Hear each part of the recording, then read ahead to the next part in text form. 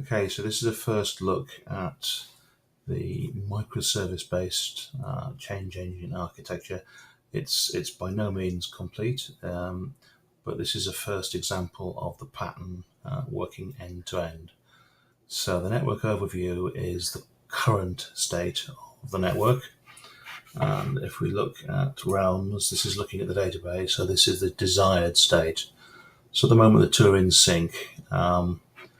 If we have a look at the current state and the Mad Penguin realm, we have one realm called realm A, and we have one realm on Mad Penguin here. So if we create a new realm,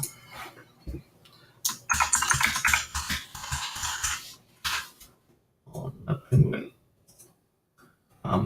that effectively created a new entry in the desired state, and the change engine detected the change and immediately created the new realm. So if we have a look at the current state, we now have realm A and new MP realm. So if we slow that down a bit, go back, if we turn off the change engine and create another realm,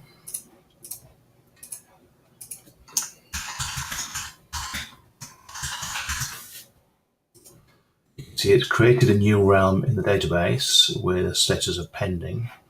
If we have a look at the current state, we still only have realm A and the first realm we created.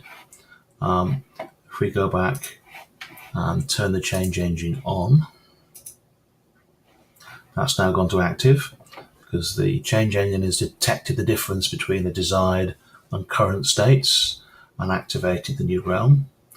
And looking at the overview, we now have two new realms on Mad Penguin. So if we go back to realms again, just to make this a bit more visible, if we turn the change engine off again and create some more realms,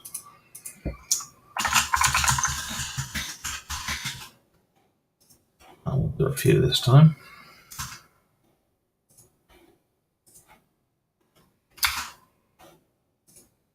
So we have three new realms in the desired state with the status of pending, with the change engine disabled. And if we have a look on the current state, you can see we don't have those new realms yet. So if we go and turn the change engine on, that's gone away, compared the current state to the desired state. It's figured out there were three new realms that had been created in the database but weren't live, and made those domains live on the CFC server.